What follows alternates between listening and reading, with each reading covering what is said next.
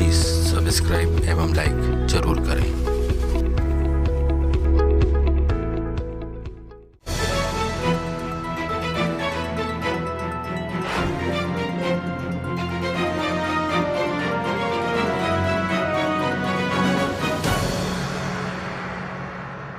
कार्यक्रम के हमारे इस व्यक्ति विशेष के सेगमेंट के अंदर आज हम मुलाकात करेंगे उस शख्स से जिन्होंने फिजियोथेरेपिस्ट के रूप में एक अलग से पहचान बनाई है और नाम कमाया है। मुलाकात करने जा रहे हैं हम आज मंदसौर में दिव्यांग पुनर्वास केंद्र के फिजियोथेरेपिस्ट डॉक्टर लोगेंद्र चौधरी जी से, जिन्हें हाल ही में गोल्ड मेडल भी प्राप्त हुआ है।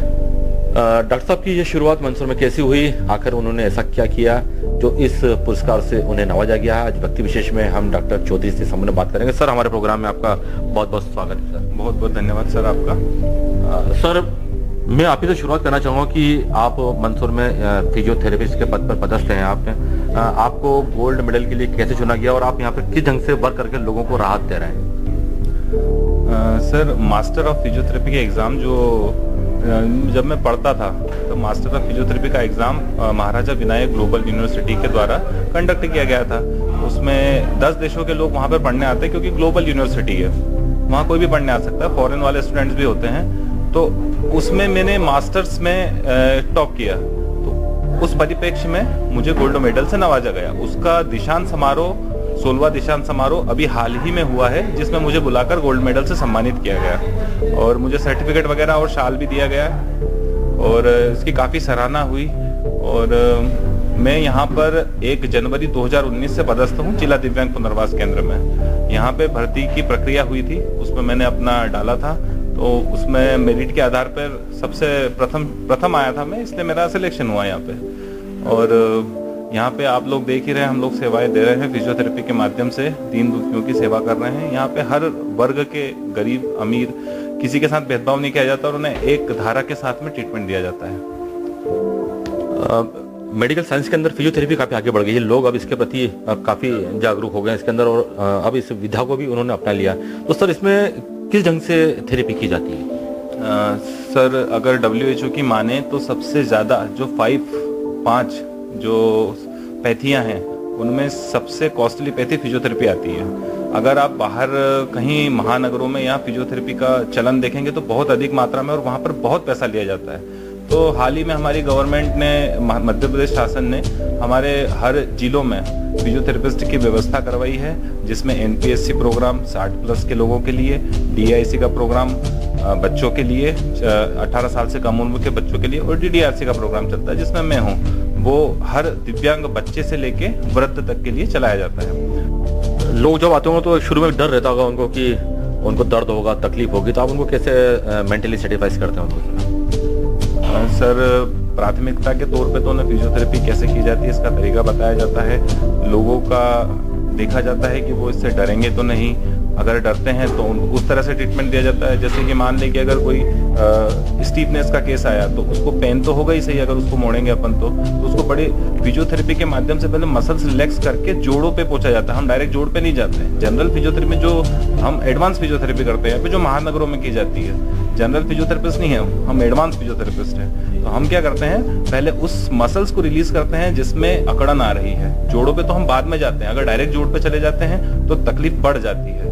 तो इस प्रकार से हम धीरे धीरे करके उनको राहत पहुंचाते हैं। जिला दिव्यांग पुनर्वास केंद्र के अंदर आप जो पैथी करते हैं इसके अंदर, तो इसके लिए क्या सामान्य व्यक्ति भी यहाँ पर आ सकता है अपनी पैथी करवाने के लिए, अपना इलाज करवाने के लिए यहाँ पर? सर, जिला कलेक्टर साहब, CEO साहब और हमारे अधिकारी जो हैं PC वर्मा साहब, उनके निर्देश हैं कि यहाँ पर दिव्यांगों के साथ साथ सामान्य व्यक्तियों की भी थेरेपी की जाए, क्योंकि यहाँ पर और कोई व्यवस्था है नहीं और थेरेपी के लिए बड़े महानगरों में जाना पड़ता है और हर आदमी अफोर्ड नहीं कर पाता है फिजियोथेरेपी, क्योंकि काफ़ी कॉस्टली पड़ता है। तो हम लोगों ने उन लोगों के आदेशानुसार हम लोगों ने यहाँ पे हर व्यक्ति के लिए फ्री ऑफ कॉस्ट फिजियोथेरेपी की सुविधा उपलब्ध करा रखी है। किसी भी वर्ग का, किसी भी श्रेणी का हमारे पास आ सकता है, पर मेनली ऑफिस दिव्यांग लोगों के लिए ही है।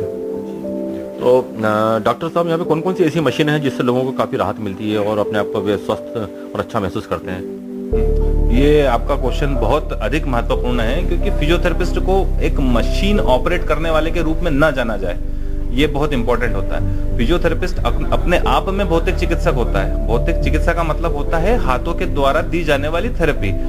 फिजियोथेरेपी में मशीनों का सिर्फ 10% रोल होता है। ये मैं आपके माध्यम से पूरी जनता को बताना चाहता हूँ। सामान्यतः देखा गया है कि बहुत से लोग पर्सनल मशीनें खरीद के अपना इलाज शुरू कर देते हैं, जो कि सरासर गलत है, क्योंकि फिजियोथेरेपी में मात्र 10% रोल मशीनों का है। बाकी 90% जो रोल होता है वो थेरेपिस्ट का होता है, उसकी समझ का होता है, वो आपको कैसे इलाज कर रहा है और आपको कैसे आराम दे रहा है। तो गूगल करके या फिर व्हाट्सएप यूनिवर्सिटी से पढ़ के अगर आप फिजियोथेरेपिस्ट बन सकते हैं, तो फिर मैं नहीं समझता कि आपकी कोई फिजियोथेरेपी करा सकता है। माध्यम से ये मैं लोगों को जागरूक भी करना चाहता हूँ कि आज की तारीख में मंदसौर जिले में जब से मैं आया हूँ, मुझे यहाँ पे 2 साल हो गए, मैंने बहुत से ऐसे बिगड़े हुए केस देखे हैं जो गलत फिजियोथेरेपी के परिणाम स्वरूप काफी बिगड़ चुके हैं और हमारे पास आए, और हमें उन्हें सुधारने में डबल मेहनत करनी पड़ती है।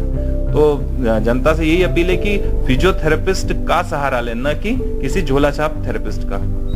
तो आमतौर पर आपने यहाँ पर देखा होगा कि जो फिजियोथेरेपिस्ट घर पे करते हैं, व्हाट्सएप यूनिवर्सिटी से करते हैं या कहीं अन्य अल्प ज्ञान से करते हैं, तो ऐसे कौन से रोग सबसे ज्यादा होते हैं जिनमें वो फिजियोथेरेपी खुद करने लग जाते हैं आम जनता? क्या होता है सर कि जैसे किसी को लकवा आया तो बहुत सारे होते हैं 2-2 महीने के कोर्स वाले। कोई अपने आप को योगा थेरेपिस्ट बताता है, कोई अपने को नेचुरोपैथी बताता है। अच्छा, मैं आपको ये भी बता दूं कि मेरे पास सीखने के लिए भी काफी आवेदन आ चुके हैं कि हमें फिजियोथेरेपिस्ट बना दीजिए। तो ये संभव नहीं हो पाता है, क्योंकि हम तो यूनिवर्सिटी से पढ़ के पास आउट हुए हैं, तो ऐसे हम तो बना नहीं सकते किसी को डॉक्टर। तो अधिकतर देखा गया है लकवे और दिव्यांग, जो सीपी चाइल्ड होता है, सीपी चाइल्ड जो होते हैं, छोटे बच्चे जिनके गले में बचपन से ही जो मानसिक रूप से कमजोर हो जाते हैं और जिनके हाथ पैरों कड़क वगैरह पड़ जाते हैं, तो देखा गया है कि उनके लिए या तो किसी देवी देवता का सहारा लिया जाता है, या फिर कोई मालिश वाला, या फिर कोई ऐसा झोलाछाप डॉक्टर उनके संपर्क में आ जाता है। जो फिजियोथेरेपिस्ट एक्चुअली होता क्या है कि 300 रुपए चार्ज करते हैं, आज की तारीख में बता रहा हूँ, और ये 50 रुपए में कर देते हैं। तो लोग अपना पैसे के रूप में फायदा देखते हैं, पर वो शरीर का नुकसान कर देते हैं। के अंदर इस सेंटर के अंदर कितने मरीज रोज आ जाते हैं और आमतौर पर कौन सी बीमारी से ज्यादा ग्रसित होते हैं और उनको किस ढंग से बचा जा सकता है उन बीमारियों से? सर, बचा जा सकता है, ये तो बहुत बड़ा क्वेश्चन है, इसके ऊपर तो बहुत बड़ी डिबेट भी हो सकती है। पर सामान्यतः यहाँ पे लकवे के, सीपी चाइल्ड, जोड़ों की समस्याओं के, कमर दर्द के, एडी के दर्द के, और ऑटोइम्यून डिसऑर्डर्स होते हैं, कुछ न्यूरोपैथीज होती है, नर्व्स की डिसीजेज होती हैं, और डायबिटीज वाले रोगी और मोटापे वाले भी आते हैं। पर हम मोटापे वालों को नहीं ले पाते, क्योंकि हमारे पास फ्लो इतना ज्यादा रहता है कि हम नहीं कर पाते। सामान्यतः यहाँ पे एक टाइम में 50 से 60 मरीज आते हैं, और दिन भर में हम 100 से 150 लोगों को परामर्श और ट्रीटमेंट हम 100 लोगों को दे देते हैं, 150 लोगों को परामर्श दे देते हैं। और ये मैनेज करना ही अपने आप में बहुत बड़ी बात है कि इतने लोगों की थेरेपी हो नहीं सकती, क्योंकि क्या होता है कि हमें भोपाल से आदेश है कि आपको कम से कम 30 लोगों को देखना है। हम 4 गुना मरीज यहाँ पे ज्यादा देख रहे हैं। तो आपके माध्यम से मैं ये शासन को भी कहना चाहता हूँ कि और फिजियोथेरेपिस्ट की व्यवस्थाएं की जाए और हर जिले में ये सब केंद्र वगैरह खोले जाएं और थोड़ा सा इस ओर भी ध्यान दिया जाए। आपने बात सही की, क्योंकि स्वाभाविक है कि इस कार्यक्रम के प्रसारण के बाद में आपके पास रोगियों की संख्या और बढ़ सकती है, ऐसे हम उम्मीद करते हैं, क्योंकि मंदसौर के अंदर ऐसे कई लोग हैं जो फिजियोथेरेपी करवाना चाहते हैं, मगर उन्हें सही जगह और सही मार्गदर्शन नहीं मिल रहा है। चलिए हम मूल प्रश्न पे आते हैं सर। जब आपको गोल्ड मेडल मिल रहा था, क्या सोच रहे थे आप? आपकी सेवाओं के लिए मिल रहा है? यदि मिला तो आपको सेवाओं के लिए ही आपको ये मेडल, आपको और बेटर क्या करना चाहेंगे आप? सर, होता क्या है कि जैसे हमने तो कॉलेज टॉप किया, तो हमें पता होता है कि हम कॉलेज टॉप करते हैं, पर हर किसी की किस्मत में दीक्षांत समारोह नहीं होता है। हर किसी की किस्मत में नहीं। विक्रम यूनिवर्सिटी 5 साल में अभी दीक्षांत समारोह कर रही है, 5-6 साल हो गए। 2013 में मैंने जब रजत पदक में भी ग्रेजुएशन में रजत पदक विक्रम यूनिवर्सिटी से लिया था, तो हमारे टाइम में कोई वो नहीं हुआ था दीक्षांत समारोह। पर मैं जहाँ जयपुर में जिस यूनिवर्सिटी में पढ़ रहा था, उन्होंने दीक्षांत समारोह किया, तो मेरे दिमाग में ऐसा कुछ नहीं था, बस मुझे बुलाया गया था कि आपको आना है यहाँ पे और आपको अपनी डिग्री ले जानी है। तो मैं गया वहाँ पे, तो मैंने लिस्ट में नाम देखा, बोले अरे मेरे तो गोल्ड मेडल में नाम है। 2014 की बैच के लिए किसी का नाम था, 2015 की बैच के लिए, 2016 की मेरी बैच थी, तो मेरा नाम था उसमें। मैं बड़ा खुश हुआ, मेरे हाथ पैर थोड़े से वो हो गए, थोड़ा खुशी का एहसास होता है। सर के जाके पैर वर्च हुए, उन्होंने आशीर्वाद दिया।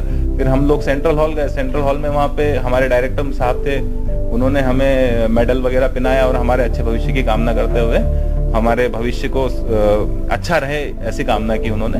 और बहुत जल्दी हो सकता है कि वो भी यहाँ पर आए और थोड़ा सा हमें मार्गदर्शित करें, ऐसी मेरी उनसे गुजारिश की थी। अब देखिए, उनका केएल मीणा है, वो रिटायर्ड आईएएस अधिकारी हैं और उनकी खुद की यूनिवर्सिटी है महाराजा Vinayak global university, Jaipur ढंड road, Amer.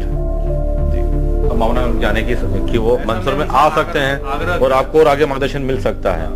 तो आज हमने मुलाकात करी व्यक्ति विशेष के अंदर डॉक्टर लोकेंद्र चौधरी जी से। एक बार फिर बता दें हम आपको, यह मंदसौर के अंदर जिला दिव्यांग पुनर्वास केंद्र के अंदर सीनियर फिजियोथेरेपिस्ट के पद पर कार्यरत हैं और आपके कार्य को, लोगों के प्रति आपके समर्पण को देखते हुए अभी हाल ही में आपको दीक्षांत समारोह के अंदर गोल्ड मेडल से सम्मानित किया गया। सर, हमारी शुभकामनाएं, हमारी चैनल की तरफ से शुभकामनाएं आपको कि आप इस तरह से मंदसौर की जनता की सेवा करें और दुखियों की पीर को हरने में उनके सहायक बने। बहुत बहुत शुक्रिया सर, बहुत बहुत धन्यवाद सर। आपका भी डैश टीवी का भी मैं शुक्रिया अदा करना चाहता हूँ। धन्यवाद, thank you very much.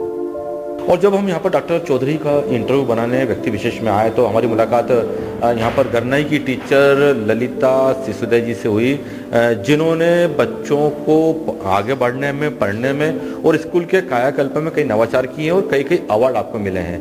Madam, कैसे आपके साथ में ये घटना पेश आई और आज आप अपने आप को कितना बेटर महसूस करती हैं? कोविड-19 के द्वारा मुझे बच्चों के भविष्य की चिंता लगी कि कैसे जाया जाए, तो मैंने अपने खुद के स्वास्थ्य की चिंता नहीं की और लगातार जब से कोविड-19 के दौर में पूरा विश्व पीड़ित परेशान हो रहा था, तब मैंने क्या करा, अपनी स्कूटी से लगातार 35-70 किलोमीटर गाड़ी रोज चली।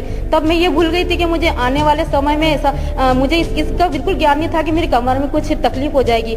थोड़ी थोड़ी दर्द होती फिर भी मैं जाती थी, लेकिन लगातार मैंने स्कूल गई स्कूटी से और एक दिन अचानक भयंकर तकलीफ हुई मुझे, तो तब भी मैं समझ नहीं पाई मुझे क्या हो रहा है। फिर मैं पता चला मुझे कि डॉक्टर साहब के पास जाना चाहिए, मुझे भी किसी से पता चला तो मैं सर के पास आई और आज मुझे 1 महीना हो गया है। मैं ज़्यादा समय यहाँ नहीं आ पाती क्योंकि मुझे ड्यूटी पे जाना पड़ता था।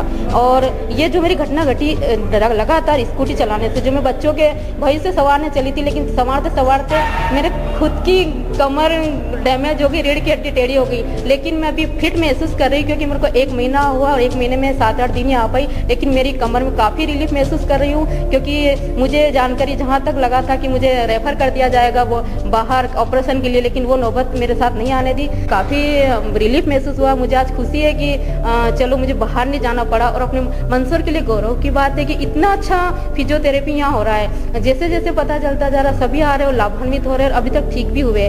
मेहनत, लगनशीलता और कार्य के प्रति समर्पण को देखते हुए मुझे कोई स्मरण हो रही पंक्ति, कोई पथ चिन्हों पर चलता है, कोई पथ चिन्ह बनाता है वही सुरमा इस जग में जो अपनी राह बनाता है। तो इस प्रकार आप मंदसौर के अंदर इस जिला दिव्यांग पुनर्वास केंद्र, जो कि जिला चिकित्सालय के पीछे स्थापित है, यहाँ पर फिजियोथेरेपी की भी सुविधा चालू है और आमतौर पर यह महानगरों में मिलने वाली सुविधा मंदसौर के अंदर भी मिली भी है और सब मिलजुल कर अपनी भूमिका को बखूबी निभा रहे हैं। और मोटी बात है, यहाँ पर आने वालों से अभी तक तो फिलहाल कोई शुल्क नहीं लिया जाता है।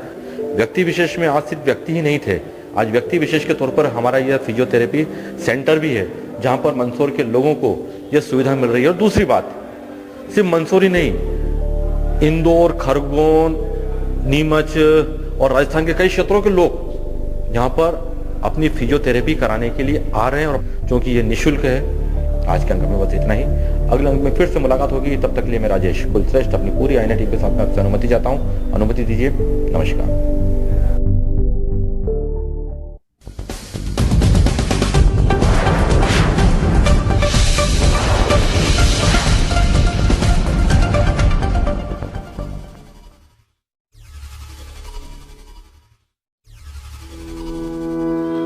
प्लीज़ सब्सक्राइब एवं लाइक जरूर करें।